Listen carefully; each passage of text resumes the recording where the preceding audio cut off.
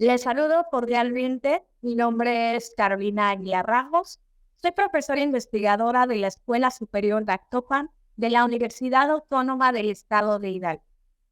El día de hoy vamos a platicar acerca de un tópico que es fundamental para la ciencia jurídica y que versa sobre el medio jurisdiccional de mayor relevancia en este país, el acto reclamado en el juicio de amparo. Iniciamos haciendo referencia a la definición del acto reclamado.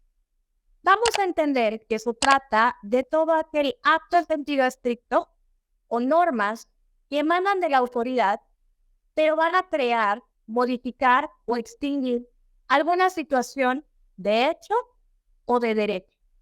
Por ello, las vamos a tomar como violatorias de derechos humanos y van a poder ser reclamables a través del juicio de amparo.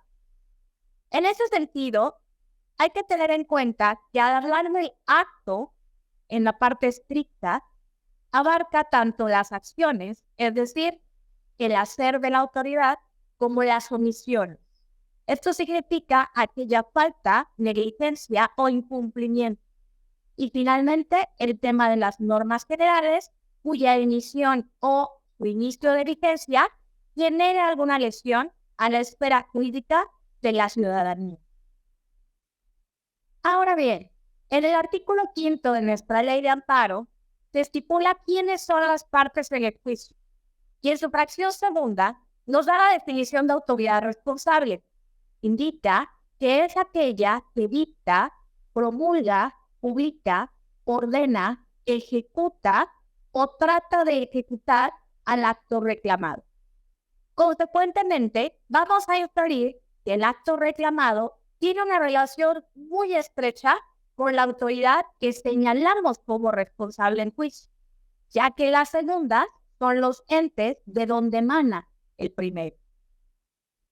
En esta definición también vamos a identificar una particularidad del acto, que son unilaterales y también obligatorios. La primera implica que solo hay presencia de una voluntad, y es la del Estado. Por su parte, la obligatoriedad significa que los efectos del mismo van a ser vinculantes, indistintamente de las intenciones o intereses de las personas. En este mismo hilo entre autoridad y acto reclamado, vamos a referir que las autoridades pueden ser tanto entes de Estado, por ejemplo, un hospital que niega la atención médica a un derecho abierto, el Congreso de una entidad federativa que expide una ley que estigmatiza a parejas homosexuales, entre otros muchos ejemplos, pero también a los particulares que cumplen funciones de autoridad. Por ejemplo, el caso del personal de una escuela que niega la inscripción a un estudiante. Ahora bien, otra cuestión significativa es conocer la clasificación del acto reclamado. Ciertamente, en terreno doctrinal hay muchas variantes de esto, pero vamos a encontrar a las siguientes. Si nosotros observamos la naturaleza del acto reclamado, vamos a ver que hay aquellos de carácter positivo, es decir, indican un hacer de la autoridad. Se traducen en la voluntad y eficacia que presenta una imposición u obligación hacia el individuo. Ejemplo, la decretación de una multa. Tenemos los negativos. Negativos son aquellos que implican que la autoridad se rehusó a alguna pretensión de los gobernados. Es decir, no se concede lo que alguien pidió. Por ejemplo, la negativa de otorgar la libertad a una persona. Respecto de su consumación, vamos a identificar aquellas de modo irreparable, que son las más graves, porque esto significa que no van a poder restablecerse las cosas al estado en que se encontraban antes de que ocurriera la violación. Por ende, no es posible el hecho de reintegrar al gobernado en sus garantías constitucionales.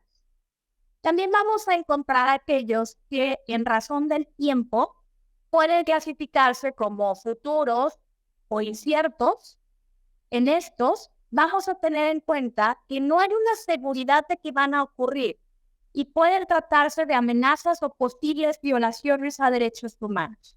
También tendremos los inminentes.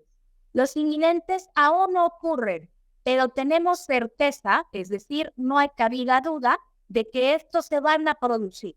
Es un acto decisorio que únicamente falta su ejecución. Respecto del momento en el que se producen, vamos a encontrar aquellos instantáneos, es decir, que son de naturaleza inmediata, se perfeccionan y se agotan en un solo momento, a diferencia de los de tracto sucesivo. Estos no se van a agotar en un momento, sino que se van a prolongar en el tiempo.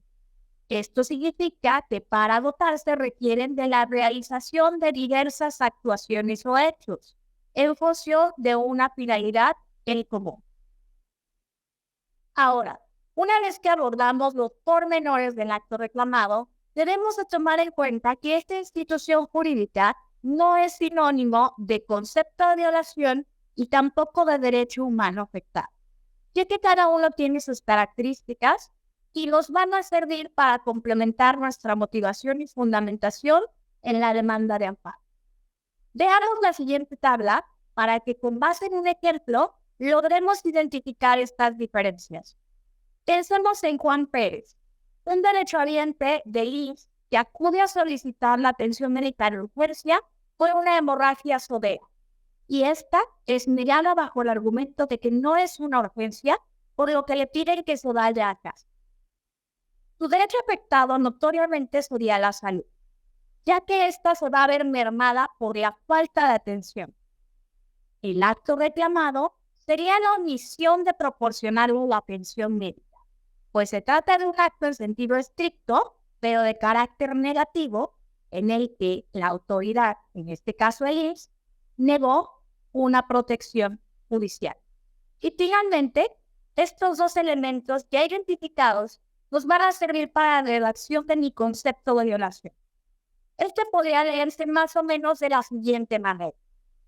La clínica número 25 del IMSS fue omisa al negarle al ciudadano Juan Pérez el acceso a su derecho humano a la salud por no brindarle la atención médica de urgencia, de manera en que se despliegan los hechos contenidos en esta demanda.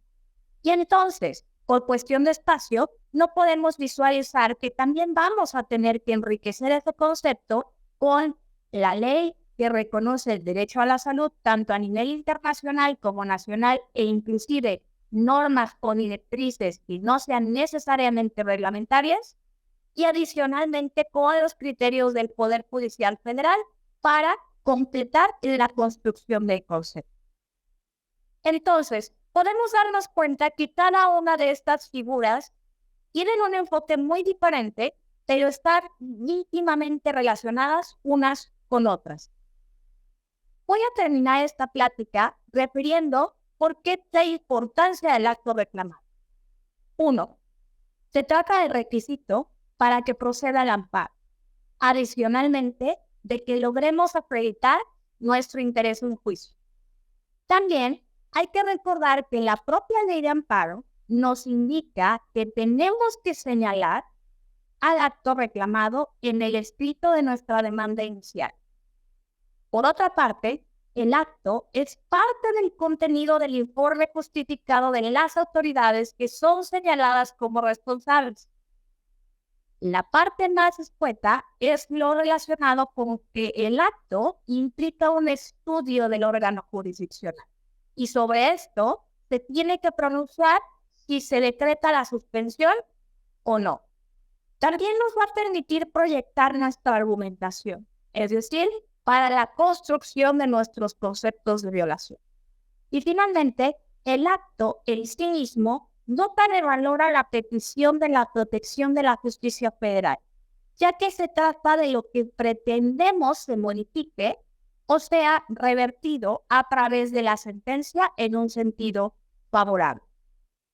Esperando que este contenido sea de utilidad para todas y todos ustedes, me despido cordialmente.